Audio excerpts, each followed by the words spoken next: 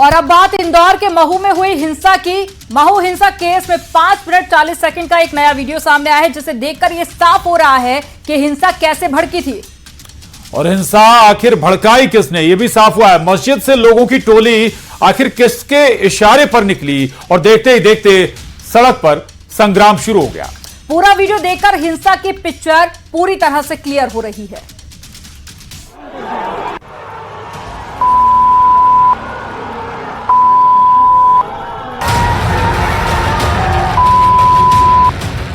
पांच minute 40 second का ये वीडियो इंदौर के महू में हुई हिंसा का वो सबूत है जिसे ना तो कोई झुठला सकता है और ना ही इसमें दिख रही हकीकत पर पर्दा डाल सकता है।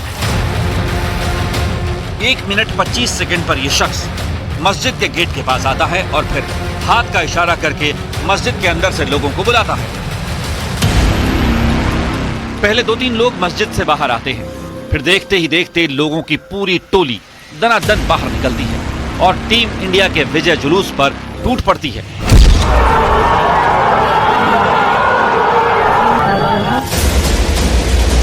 यह वीडियो बता रहा है कि हिंसा की शुरुआत कहां से हुई, अटैक पहले किसने शुरू किया, हिंसा की चिंगारी किसने भड़काई।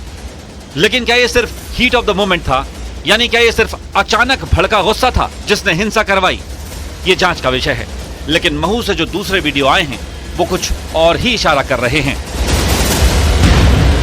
न्यूज़ 18 इंडिया के पास मौजूद इस वीडियो में पुलिस बल जब एक विशेष समुदाय के घर में जांच के लिए पहुंचा तो उन्हें छत पर बाल्टी से भरा मिर्ची का घोल मिला।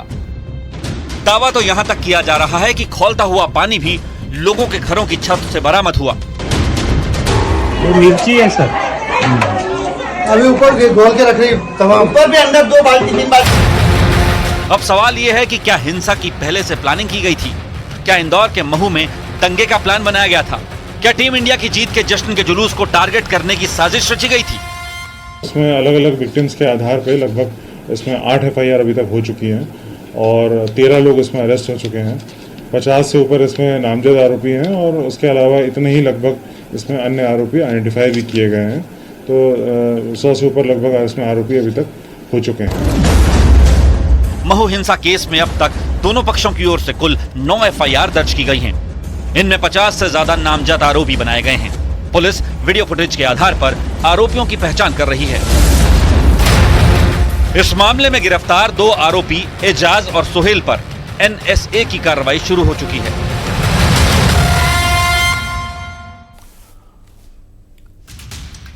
और अब बात MP के बजट की। मध्य प्रदेश के वित्त मंत्री जगदीश देवड़ा ने विधानसभा में अपना दूसरा पूर्ण बजट पेश किया है। इस बजट में युवाओं, महिलाओं, उद्यमियों समेत सभी वर्गों का ख्याल रखा गया है। 4 लाख करोड़ रुपए से ज्यादा के बजट में किसानों और गरीबों पर भी विशेष ध्यान दिया गया है। सरकारी नौकरियों, शिक्षा और साथ ही इंफ्रास्ट्रक्चर के क्षेत्र में बड़े ऐलान किए गए हैं। चलिए आपको बताते हैं मध्य प्रदेश के बजट में आखिर क्या क्या खास रहा है। बजट में सबसे बड़ी बात, इस बार बजट में कोई नया टैक्स नहीं लगाया गया है। साथ ही ना ही किसी पुराने टैक्स में बढ़ोतरी की गई है, यानी कि कोई भी सामान सस्ता या महंगा नहीं होगा।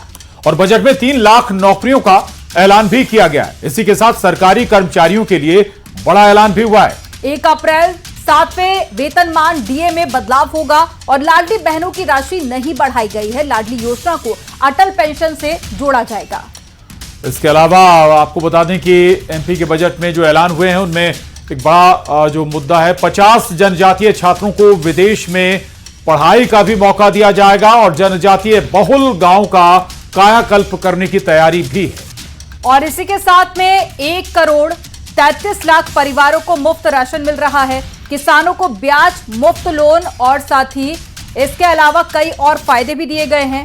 11 नए आयुर्वेदिक कॉलेज खोले जाएंगे और इसके अलावा 22 नए ITI खोलने की तैयारी भी है। वहीं 56 खेल स्टेडियम भी खासतौर से खेल जगत को प्रोत्साहित करने के लिए बनाए जाएंगे। हमारी सरकार का अद्वितीय बजट है, खास करके जिसके माध्यम से हमने सभी वर्गों की बेहतरी के लिए प्रयास किया है और जो 2047 की हमारी यशस्वी प्रधानमंत्री के माध्यम से $2 ट्रिलियन की जो इकोनॉमी है, अर्थात 250 लाख करोड़ का बजट का जो रोड मैप तैयार किया गया है, उसी सिलसिले में अपने बजट को 5 साल में 2 गुना करने का संकल्प लेकर हम धीरे धीरे आगे बढ़ रहे हैं। मुझे इस बात की प्रसन्नता है। बहुत ही अच्छा है, बहुत लंबा जरूर था, लेकिन राशि भी पर्याप्त मिली है और दिल खोल के दोनों हाथ से मिली है। आप देखिए इस बजट में पर्याप्त व्यवस्था शिक्षा के क्षेत्र में है, स्वास्थ्य के क्षेत्र में पैसा दिया गया है, सिंचाई के क्षेत्र में दिया गया है, सड़कों के लिए दिया गया, हर क्षेत्र में पर्याप्त पैसे की व्यवस्था है।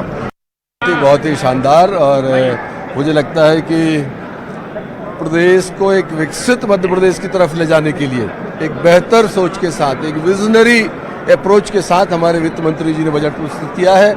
इसमें